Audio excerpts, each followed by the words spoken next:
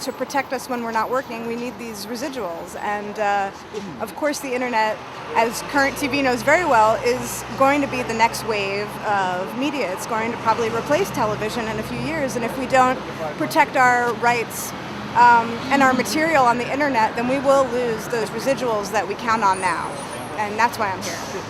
You know, it came about because the corporations, the 6 conglomerates that we're up against, they haven't been able to give us a good deal. So if a group of writers for a reality show wants to become part of the guild, the people who employ them won't allow them to. The bulk of my career up through my retirement is going to be under the guidelines that are established during this negotiation.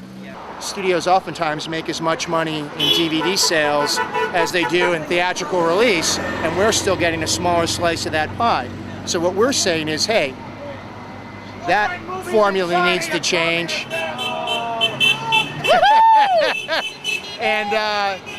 And concomitantly, the example that sets is, hey, now is the time to negotiate the proper royalties and the proper deals for streaming video and for internet content. Because if we permit the same argument to be used now that was used before, we're going to end up with the same shitty deal, 5 years down the road. It's not a regular job where, you sort of just go to work every day, you have the whole year. A show might get canceled, you might do a gig for 2 months, and then you've got no work for the rest of the year. And writers depend on those residuals for, their livelihood. I don't think anybody wants a sterile society without the vision of a lot of these great artists. I haven't heard anything about negotiations. I'm sure they won't start for a little while. Really? I can imagine they want to see the resolve of the union. They're canceling deals, though. They can't. Oh yeah, I met a guy who had a deal here, canceled today. He was emailed the cancellation from Paramount's law firm. That's tough. Yeah. So he's out of it as of today. Wow. If you look at what Hollywood has been doing, they started with cable and told us it was an emerging market. Most of those shows are not union shows. They've done the same thing with reality. They're not union shows, and they will not make them union shows. They will not give us jurisdiction. And now they're trying to do it on the internet. And we can't sit still for it, and that's why we're out here. Come out here, do my picketing duty, and work on that young adult novel that my partner and I have been wanting to do for ages, which is not guild covered, so is acceptable to do, but a nice creative outlet.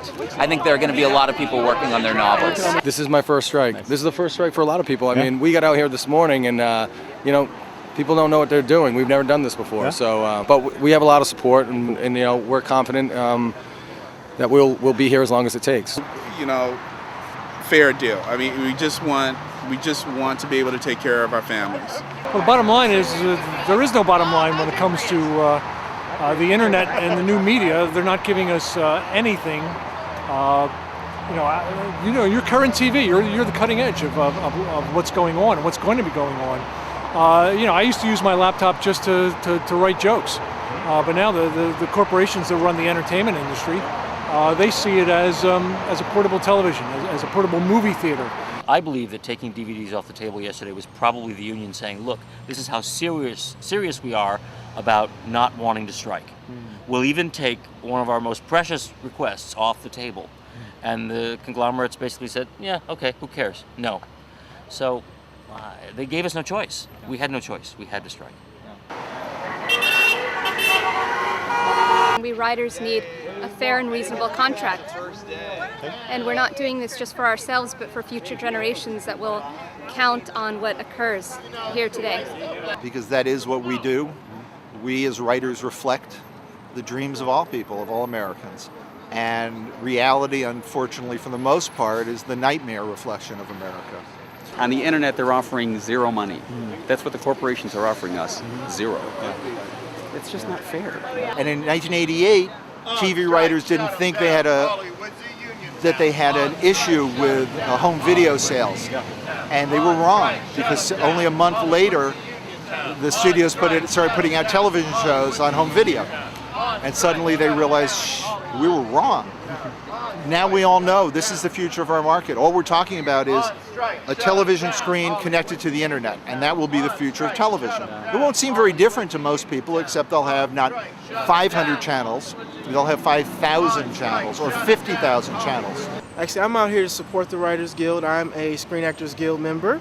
I've been a member of the Guild for 4 years myself, and I really am in support of the things that they've done. I know historically they've supported us in things that we've wanted, and that's why I'm here, basically, is to make sure to support them in getting the things that they're looking for. Studios are making copies of our work and putting them on the internet. And you know what their proposal is to us after 4 months of negotiation as to how much money we, the writers, should get for the right to publish our copies on the internet? Zero. Not a penny. Nothing. They say it's promotional. I'm sorry, that's where the strike begins, right there. Contrary to what a lot of people out there think, most writers, myself included, are very middle class. Except for me, I have to get like a waiting job or stripping. Or an acting job. Acting. More humiliating. I saw many SAG members on the line today marching with us. There were several Teamsters on the line. The Teamsters have vowed not to cross the picket lines. We were told in 1985 that if we set cable rates low because it was an emerging market, they would come back and we would get a decent deal in the future. We've learned the same thing with VHS and DVD. We were told emerging markets, we need a break. We gave them a break and we got screwed because we gave them a break. We're not giving them a break anymore. The studios are saying, no, again, it's an emerging market. And we're just not buying bullshit anymore. Did either of you have to walk off the job yesterday? Yeah. You did? I was writing a pilot for ABC. Wow. And I'm no longer writing a pilot for ABC. What does that mean for your project? I don't know what it means for my project. I could, conceivably the strike could end and I could step back into that contract and begin to write for them again But I mean, is it necessarily guaranteed, or does taking part in the strike and walking off from day one, does that put you in jeopardy? That's an interesting question, probably better answered by my lawyer. I'll have to have them look into the contract. I don't know if this voids my deal or it doesn't void my deal, but I know what does happen is I don't get paid. Believe me, if the corporations could find computers to do our jobs, they'd do it.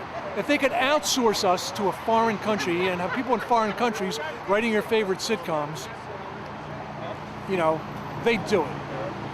We're here to make sure that writers, most of whom are middle class, get a living wage. I think we all agree that the delivery system soon is going to be internet and new media based, and although there are a lot of other issues that are important, jurisdiction on that I think is extremely important, and that all writers, whether they're well-known, not well-known, A-list, D-list, everybody has a dog in that particular fight. So.